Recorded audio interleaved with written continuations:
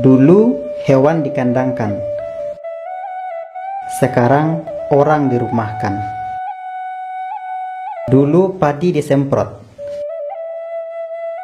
sekarang orang yang disemprot. Dulu musuh besar ditakuti, sekarang musuh kecil ditakuti. Dulu garis depan peperangan adalah tentara, sekarang garda terdepan adalah tim medis membelakangi tentara. Dulu bersatu kita teguh, bercerai kita runtuh. Sekarang bersatu kita jatuh, bercerai kita utuh.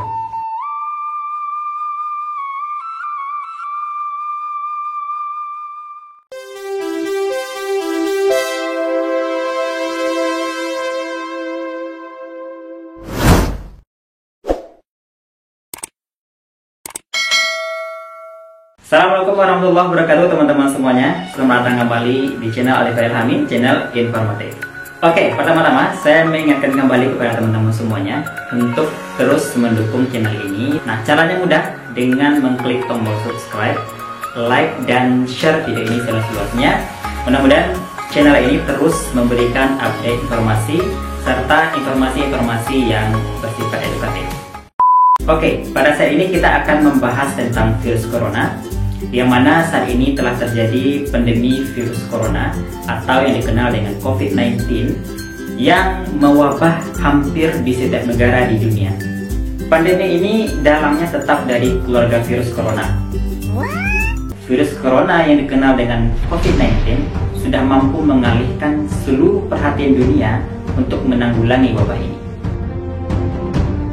Nah, kalau kita lihat kronologis penyebaran virus corona ini, mulai dari pertama kali diidentifikasi di Wuhan, China, sampai menyebar luas di hampir di seluruh negara, bisa kita lihat dari data research centernya John Hopkins University. Nah, pada data ini kita lihat ya, 25 Januari 2020 sudah menunjukkan ribuan kasus di China yang ditandai dengan warna coklat ya.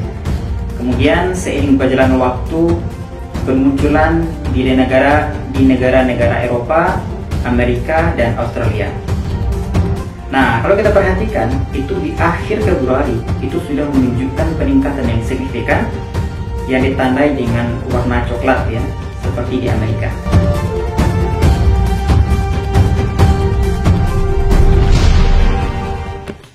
Oke, sekarang virus corona ini sudah tenar ya teman-teman. Sudah tenar tidak hanya dari ahli biologi, dari ahli medik, atau dari ahli virus. Tetapi virus corona sudah dikenal hampir seluruh masyarakat di dunia, yang mana tidak memandang usia, tidak memandang dari status pendidikan. Sebelum kita membahas tentang virus corona, pertama kali kita ketahui sebenarnya adalah apa itu virus. Sederhananya, virus bisa kita lihat ya. Virus ini adalah makhluk renik atau makhluk yang paling kecil yang bersifat patogen, yang mana hidupnya itu adalah menginfeksi makhluk hidup, baik itu tumbuhan, hewan, bakteri, ataupun manusia. Nah, para ahli ada perbedaan pendapat tentang status dari virus ini. Apakah virus dimasukkan ke dalam makhluk hidup atau hanya struktur organik yang melekat pada makhluk hidup itu sendiri. Karena virus ini teman-teman agak unik juga. Virus selalu diasosiasikan, dihubungkan dengan penyakit tertentu. Contoh, virus influenza yaitunya menyebabkan penyakit influenza. Virus HIV menyebabkan penyakit AIDS. Kemudian virus herpes menyebabkan penyakit herpes. Jadi ya sejatinya adalah virus ini adalah parasit obligat ya, betul-betul parasit, yang mana seluruh hidupnya adalah menginfeksi makhluk hidup, dan dia tidak akan bisa hidup tanpa menginfeksi dari inangnya. Nah, karakter unik lainnya dari virus ini adalah ketika virus ini tidak dalam menginfeksi atau proses menginfeksi dari makhluk hidup, dia dikenal sebagai partikel yang independen atau kita kenal dengan istilah virion. Nah, kembali kita berbicara tentang virus corona, yang mana keluarga virus corona ini sudah mewabah, tidak hanya pertama kali ya teman-teman. Itu sudah pernah juga pada tahun 2002 yang dikenal dengan SARS. Kemudian pada tahun 2012 dikenal dengan MERS. Pada tahun 2020 ditemukanlah spesies baru dari keluarga virus corona yang kita kenal dengan COVID-19 atau masyarakat umum mengenalnya dengan virus corona. COVID-19 ini sudah eksis sejak 3 bulan terakhir sampai saat ini, yang mana pertama kali diidentifikasi di Wuhan, China, dan terus bergerak cepat ya, peningkatan penyebarannya hampir di seluruh negara, termasuk di kita di Indonesia. Nah, kalau kita lihat dari data research centersnya Johns Hopkins University, nah berdasarkan jumlah kasus itu 8 besar negara yang dilaporkan paling banyak positif ya, itunya Amerika, Spanyol, Italia, Prancis, Jerman, China, Inggris, dan Iran.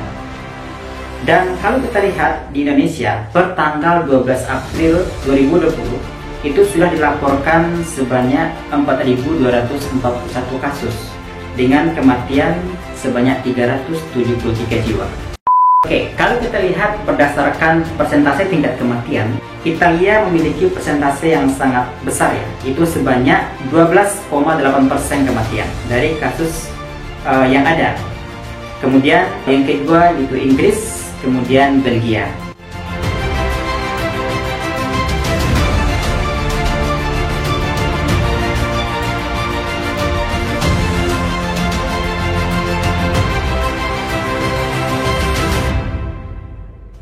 Saya tertarik dengan salah satu judul di artikel, yang mana judulnya itu antara seleksi alam dan pandemi COVID-19.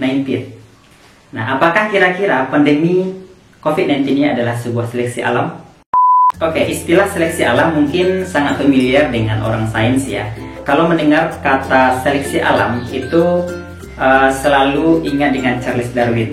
Terlepas dari kontroversial dari Charles Darwin ini, yang mana seleksi alam itu dikatakan bahwa yang mampu beradaptasi lah yang akan tetap survive dalam kehidupannya, dan yang tidak bisa beradaptasi maka akan mengalami kepunahan. Nah, kalau seleksi alam pada dasarnya adalah sunatullah ya, yang akan terjadi seiring perkembangan waktu. Akan tetapi saya tertariknya seleksi alamnya itu adalah pada aspek ekonomi. Informasi-informasi yang teman-teman lihat ya, yang teman-teman baca, itu banyak perusahaan yang gulung tikar atau industri rumah tangga yang gulung tikar akibat dari peristiwa pandemi COVID-19 ini. Kutip dari webnya South China Morning Post, itu sekitar 460.000 firma atau perusahaan gulung tikar di China pada kuartal pertama tahun 2020.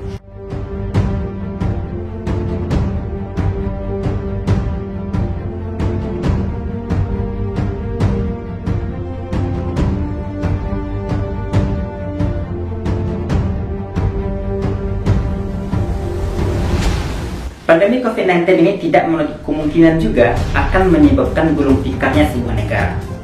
Makanya setiap negara sekarang menerapkan kebijakan-kebijakan untuk mempertahankan bagaimana negara mereka beserta dengan komponennya tetap bisa survive.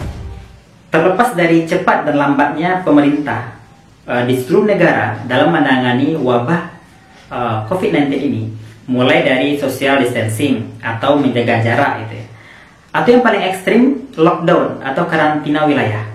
Nah, kebijakan ini diambil pada dasarnya adalah pertaruhan keselamatan ekonomi dan keselamatan dari manusia yang ada di dalamnya. Jadi memang teman-teman, penerapan dari kebijakan ini menimbulkan dilematis ya di tengah-tengah masyarakat sosial. Karena barangkali tidak semuanya yang bisa tetap berada di rumah. Barangkali teman-teman mendengar perkataan dari masyarakat yang mana di luar kami mati karena corona, di rumah juga kami mati karena kelaparan. Namun demikian, bentuk dari kebijakan yang diterapkan oleh pemerintah ini sebenarnya adalah salah satu bentuk ikhtiar ya, salah satu bentuk usaha kita bagaimana untuk memutuskan rantai penyebaran COVID-19 di suatu negara. Kita mengambil hikmah positifnya, yang mana di sini kita akan diajarkan untuk meningkatkan solidaritas kita, kemudian mengajarkan kita bagaimana terus menjaga kebersihan diri kita, dan tak kalah pentingnya dalam rangka untuk terus mendekatkan kepada Yang Maha Kuasa. Oke teman-teman, demikian vlog pada kali ini. Mudah-mudahan bermanfaat bagi kita semua, dan mudah-mudahan kita semua tetap dalam keadaan sehat walafiat. Sampai jumpa pada video selanjutnya. Assalamualaikum warahmatullahi wabarakatuh.